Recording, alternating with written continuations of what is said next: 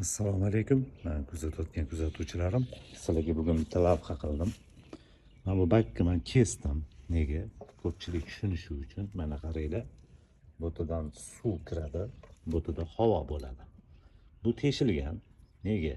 Havo paytida qilinmagani uchun suv ko'p bo'lganligi sababli teshilgan. Bu bak nimaga kerak?